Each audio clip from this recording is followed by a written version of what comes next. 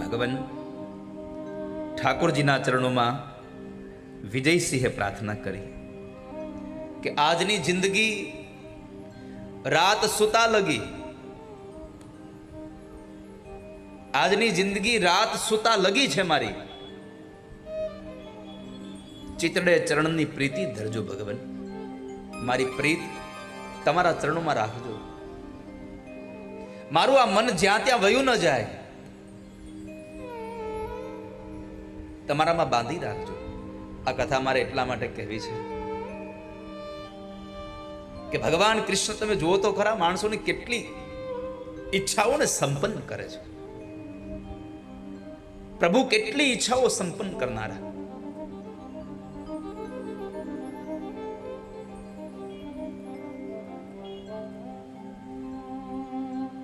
પણ ક્યારે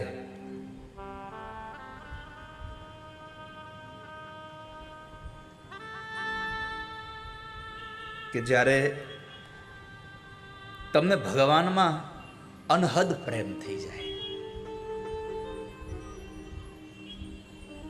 પણ આ સંસારમાં આપણે પ્રેમ કરવાનો ભગવાનને હોય અને પ્રેમ કરી બેસીએ છીએ આ સંસારના જીવડાઓને.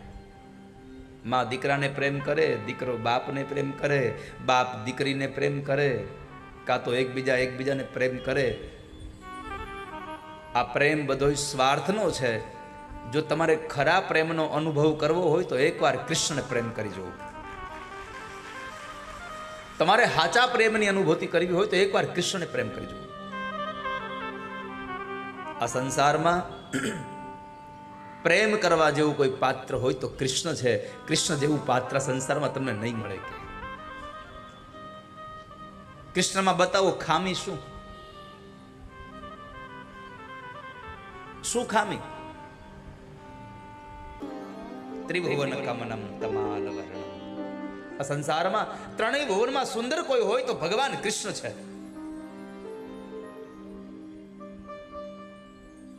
ઘણા લોકોને, ઘણા સ્ત્રીઓને એમ હોય કે ઓહો હારા કપડાં પહેરે એવો મૃત્યુ હારો, હારી હેરસ્ટાઈલ રાખે એવો મૃત્યુ હારો. મને બતાવો કૃષ્ણમાં આ બધી વસ્તુમાં ખામી હું? એના જેવા કપડાં કોણ પહેરે કયો લ્યો મને?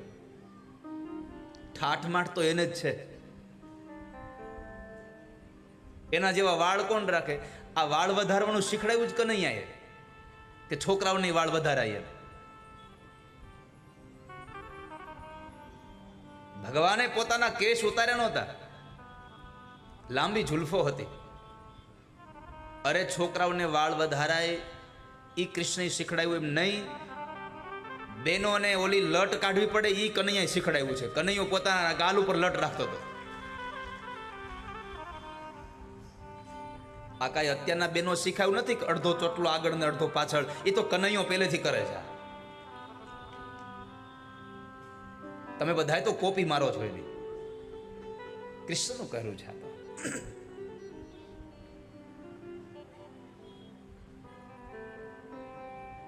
એના જેવા કોણ કપડા પહેરે કયો લ્યો? અરે સાહેબ, કૃષ્ણ આખા અંગને ઢકાઈ જાય એવા કપડા પહેરે તોય સારો લાગે. ખાલી પિતાંબર પહેરી અને ઉપવસ્ત્ર ખાલી ખંભે નાખે ને તોય કૃષ્ણ સારા લાગે છે.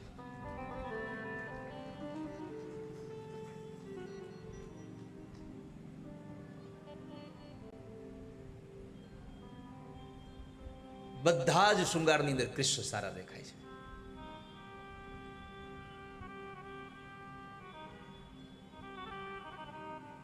એ કૃષ્ણ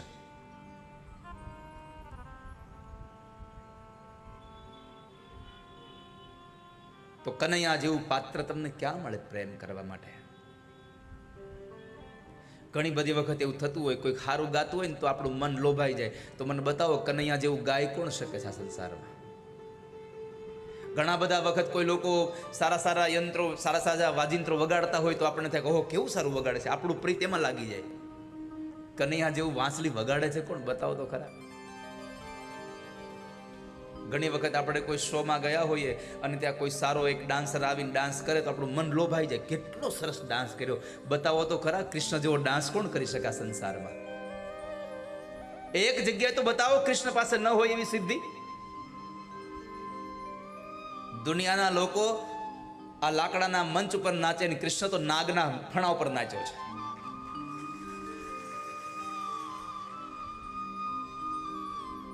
બરફમાં તો હવ હાલે, અગ્નિમાં હાલીને બતાવો તો ખબર પડે. ભગવાન કૃષ્ણ શું ખામી એમાં? એટલે તો રૂકમણી કહ્યું, કાત્વા મુકુંદ મહતી કુલશીલ રૂપ વિદ્યા વયો દ્રવિણ ધામ વિરાટ તુલ્યમ. હે ભગવાન, તમારી પાસે ખામી શું છે? બધું જ તો છે તમારી પાસે.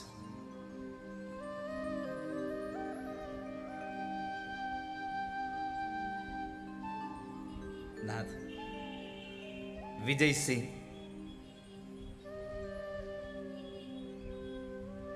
ભગવાનમાં એટલો ભાવ રાખે,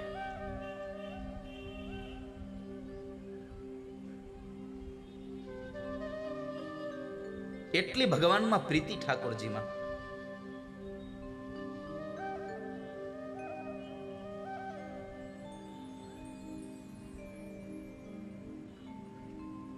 કે એ વિજયસિંહ ભગવાનના અંતરંગ સખાઓ હતા.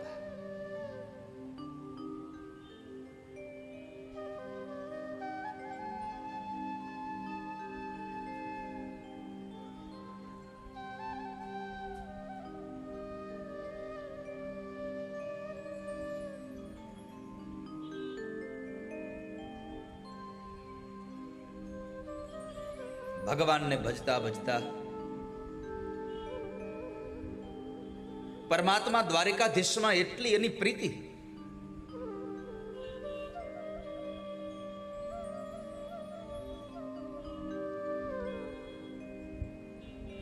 એટલો ભગવાનમાં અનહદ પ્રેમ.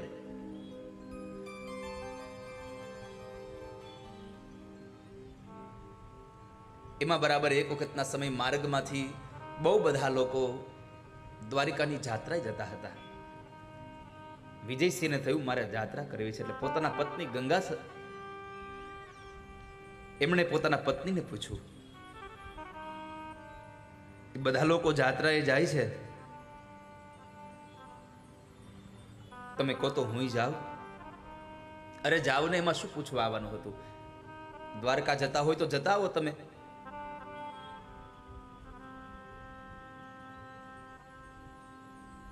આ વિજયસિંહ એટલે હું તમને કહું કે જેણે પોતાની આવરદાના અંતિમ ક્ષણ સુધી જેણે પરમાત્મામાં મન રાખ્યું, એ બોડાણા, કે જે બોડાણાનું ગાડું હાકીને ભગવાન દ્વારિકાથી છેક ડાકોર ગયા હતા. પણ ક્યારે? કે જ્યારે અવસ્થા પૂરી થવા આવી, છેક બોડાણા ડાકોરથી ચાલીને દ્વારિકા આવે, દ્વારિકાથી ચાલીને પાછા ડાકોર જાય.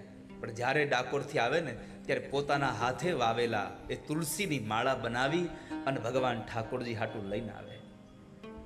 આ કૃષ્ણને તુલસીની માળા બહુ વાલી છે.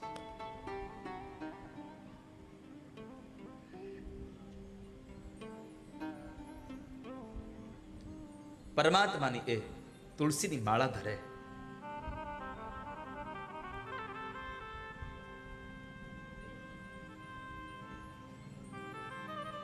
વિજયસિંહ પોતે જાત્રામાં જાય છે, એટલા ભગવાનના ભાવથી ભજન કીર્તન ગાય કે એની સાથે ચાલનારા લોકો આનંદમાં અને આનંદમાં નાચા કરે, કૂદ્યા કરે. કેમ દ્વારિકા આવે એની ખબર ન પડે.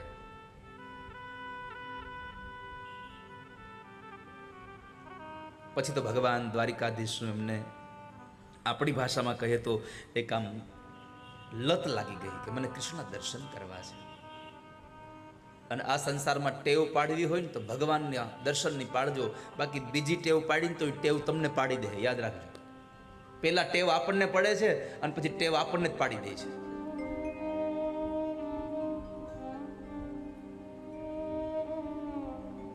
ભગવાનના દર્શન કરવા માટે આવે,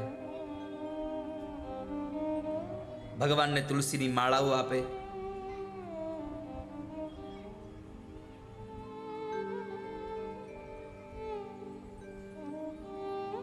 જ્યારે બોડાણા ડાકોરથી આવી અને અહીંયા આવ્યા દ્વારિકામાં, ભગવાનને ભાત ભાતના હીરા મોતીના હાર જવેરા. આ તુલસીની માળાનું તમને એટલા માટે કહું છું કે બોડાણાએ પહેલી વાર ભગવાનના અંગ ઉપર આટલા બધા હીરા જવેરાતના હાર ઉપર તુલસીની માળા જોઈને ત્યારે એણે નક્કી કર્યું હતું કે દર વર્ષે મારા હાથથી વાવેલા એ તુલસીનું જતન કરી અને એ તુલસીનો ક્યારો લઈને અહીંયા આવું અને અહીંયા આવી અને એ પાનને તોડી અને એમાંથી એક માળા બનાવીને મારા ઠાકોરજીને અર્પણ કરવી. ભગવાનને માળા અર્પણ કરે, પોતાના હાથે વાવેલા તુલસીઓ. અને તુલસીને હંમેશા એક એક પાન તોડવાનું હોય, ડાળખા નહીં. તુલસીની માળા ઠાકોરજીને પાનની બનાવી દેવાની છે, ડાળખાની નહીં. તુલસીની વાત આવી છે તો જરા તમને સાવધાન કરી દઉં. દેવી ભાગવતમાં લખ્યું છે કે એકાદશીના બીજા દિવસે એટલે કે દ્વાદશીના દિવસે જે તુલસી પત્ર તોડે છે એ તુલસી પત્ર નથી તોડતો, ભગવાન વિષ્ણુનું મસ્તક કાપે છે. બારસના દિવસે તુલસી પત્ર ન તોડશો, પૂનમના દિવસે તુલસી પત્ર ન તોડશો. મનમાં પ્રશ્ન થાય કે અમારે તો દ્વાદશીના દિવસે તો એકાદશીનું વ્રતોધ્યાપન હોય એટલે બ્રાહ્મણને દાન કરવું હોય તો તુલસી મૂકવું પડે, તો એકાદશીના દિવસે તુલસી પત્ર તોડી લેવું. કેમ કે દેવી ભાગવતમાં લખ્યું છે કે તાજું તુલસી પત્ર જેટલું પવિત્ર છે એટલું જ પવિત્ર તુલસી પત્ર 3 દિવસનું વાસી હોય ને એ પણ છે. 3 દિવસનું વાસી તુલસી પત્ર પણ પવિત્ર છે.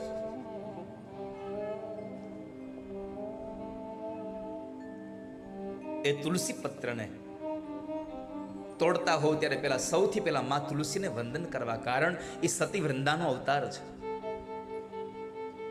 સામાન્ય નથી એ.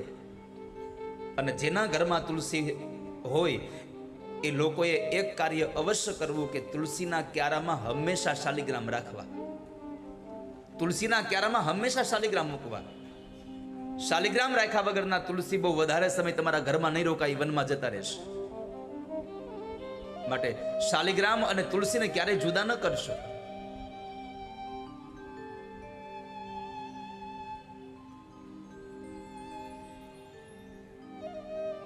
તુલસીની માળા બનાવી અને ભગવાનને અર્પણ કરે છે. નિયમ કર્યો કે વર્ષો વર્ષ આવું.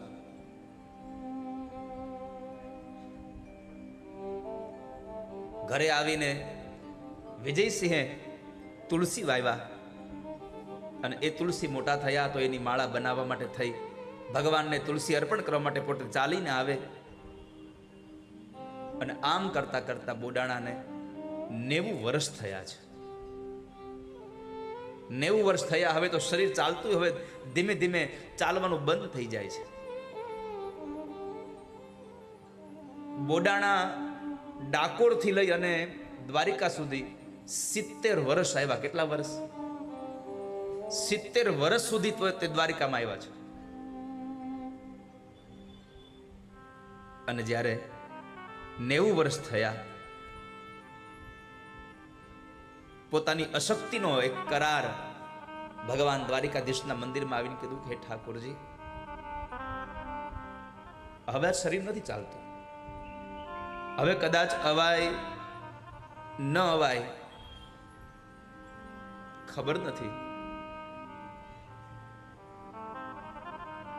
ભગવાન દ્વારિકાધીશની સામે ઉભા ઉભા બોડાણા આંખમાંથી આંસુડા પાડીને એટલું કહે છે, ભગવાન આ 70 વર્ષ અહીંયા આવવામાં એટલો આનંદ થતો હતો ને કે તમને મળવાનું હતું, પણ હવે કદાચ આ શરીર નથી ચાલતું તો મનમાં વિચારીએ કે હવે દ્વારિકા નહીં અવાય તો આંખ રડી પડે છે. તમને મળવા નહીં અવાય તો મારી આંખ રડી પડે છે, પણ બસ મારી પ્રાર્થના એટલી છે, હે ઠાકોરજી, કદાચ તારો બોડાણા હવે તારી પાસે ન આવી શકે તો પ્રભુ મારો સમય તમે સાચવી લેજો હો, મારો સમય તમે સાચવજો. રડતા રડતા બોડાણા પ્રાર્થના કરે છે, જાઉં છું મારા નાથ, હૃદય ઉપર પથ્થર મૂકીને યાદ રાખજો, મારો અંત સમય ચૂકી ન જતા હો. મેં 70 વર્ષ તમારી પાસે આવ્યો છું, મારી એટલી પ્રાર્થના છે કે મારો અંત સમય આવે ત્યારે ઠાકોરજી એકવાર દર્શન દેવા આવજો ને, એકવાર આવજો તમે. મારી જીભ પરવશ થઈ જાય, મારાથી બોલાતો નહીં હોય, મારી જીભનો લવો નહીં વળતો હોય ને એવા સમયે ભગવાન એટલી કૃપા કરજો કે મારા જીભ ઉપર તમારું નામ રહે. અને છેલ્લી પ્રાર્થના એટલી છે, મારો કંઠ રૂંધાઈ જશે, મારા જીવનની દોરીઓ તૂટી જશે, પણ એવા સમયે ઠાકોરજી એકવાર વાંસળીનો નાદ સંભળાવજો. ભગવાન પાસે બોડાણાએ માંગ્યું એટલું નહીં, વર્ષો પહેલા, હજારો વર્ષ પહેલા કુરુક્ષેત્રના મેદાનમાં દાદા ભીષ્મએ કહ્યું, સદેવ દેવો ભગવાન પ્રતીક્ષતા કલેવરમ. હે ભગવાન, મારી પ્રાર્થના એટલી છે, તમે પ્રતીક્ષા કરો ક્યાંની? મારા મૃત્યુ આવે એની, મારા મરણને સુધારજો. આ સંસારમાં જીવન સુધરે કે ન સુધરે, પણ ભગવાન પાસે એટલું મગાય, હે ભગવાન મારું મરણ સુધરી જાય એટલી કૃપા કરજો. અને જેનું મરણ સુધરે ને સમજવાનું, એનું જીવન સુધરી ગયું હોય તો જ મરણ સુધરે, નકર ન સુધરે. મારી પ્રાર્થના સાંભળજો, અંત સમયે દર્શન આપીને મારી આંખને પાવન કરજો ભગવાન.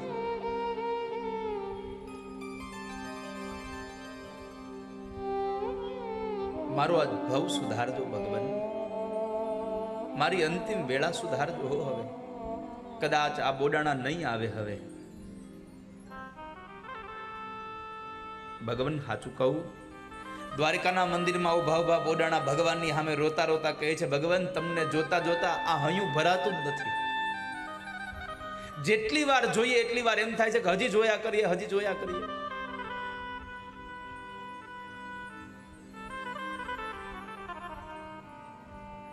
છેલ્લી વાર બોડાણા ભગવાનની સામે બેસી અને ભગવાનની માળા તૈયાર કરે, તુલસીની માળા તૈયાર કરી ભગવાનના પુનિત ચરણોમાં તુલસીની માળાને અર્પણ કરે.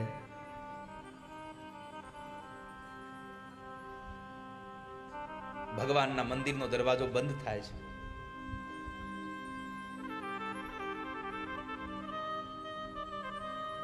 ધીમે ધીમે મંદિર બંધ થતું આવે. આમ બે મંદિરના દરવાજાની વચ્ચેની જગ્યામાંથી બોડાણા ભગવાનને જોવે છે. છેલ્લી વાર ભગવાનને જોવે છે. ભગવાનને પ્રણામ કરી, ઠાકોરજીને પ્રાર્થના કરી અને ધ્રુજતા ધ્રુજતા 90 વર્ષની ઉંમરે બોડાણા પોતાના ઉતારે આવે છે. પોતાના ઉતારે આવી અને જ્યારે સૂતા છે,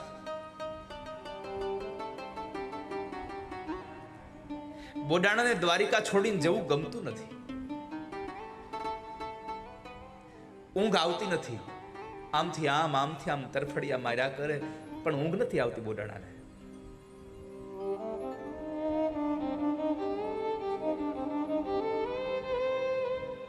બસ પ્રભુની મૂર્તિ દેખાયા કરે છે.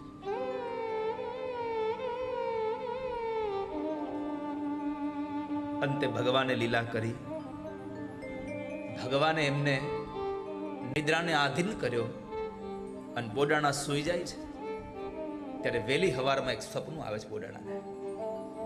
સ્વપ્નમાં ભગવાન પોતે સ્વયં આવ્યા છે. ઠાકોરજી પોતે સ્વપ્નમાં આવી બોડાણાના માથે હાથ મૂક્યો. ભગવાન બાજુમાં બેસી ગયા છો. બોડાણાના માથા પર હાથ મૂકી અને બોડાણાને કીધું છે, બોડાણા એકવાર આવજો, હજી એકવાર આવજો બોડાણા. પણ હવે જ્યારે આવો ને ત્યારે એકલા ન આવશો, હારે એક વેલ લેતા આવજો. હવે આવો ત્યારે સાથે એક બળદ ગાડું લેતા આવજો. આ સામાન્ય સ્વપ્ન નહોતું.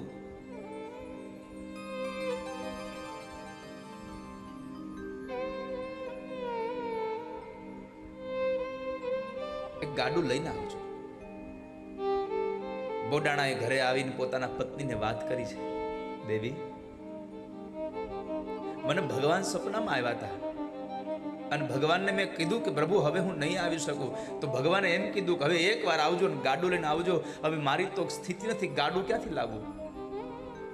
બોડાણાએ આજુબાજુમાંથી પડોશમાંથી કોઈના બળદ માગ્યા, કોઈનું ગાડું માગ્યું અને માગ્યા બળદે. બોડાણા એક વખત ફરી વાર ભગવાનને મળવા માટે આવે છે. તુલસીનો ક્યારો લઈ અને પ્રભુના ચરણારવિંદમાં તુલસીની માળા અર્પણ કરવા માટે બોડાણા આવે છે.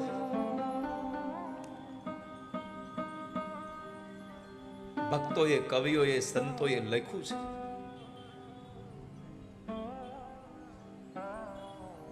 કે બોડાણા જ્યારે માગ્યું બળદગાડું લઈને આવે છે ને, ત્યારે આવ્યો ત્યારે બળદગાડું બોડાણા અહીંયા હાંક્યું હતું, પણ ગયા ત્યારે મારા ઠાકોરજી કૃષ્ણએ બળદગાડું હકાવીને છે દ્વારિકા ગયા છે. અંદર સુવાડી દીધા બોડાણાને. આ કથા મારે એટલા માટે તમને કહેવી હતી, આ સંસારમાં એક તો એવો વ્યક્તિ બતાવો જેની પ્રાર્થના મારા કૃષ્ણ સાંભળી ન હોય. એક તો એવો બતાવો જેની ભગવાને પ્રાર્થનાને સમજ્યા ન હોય.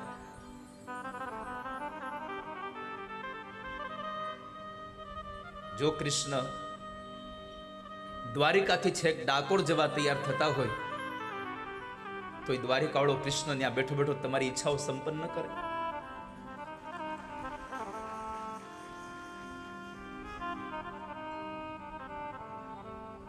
એના માટે તમારો ભાવ હોવો જોઈએ.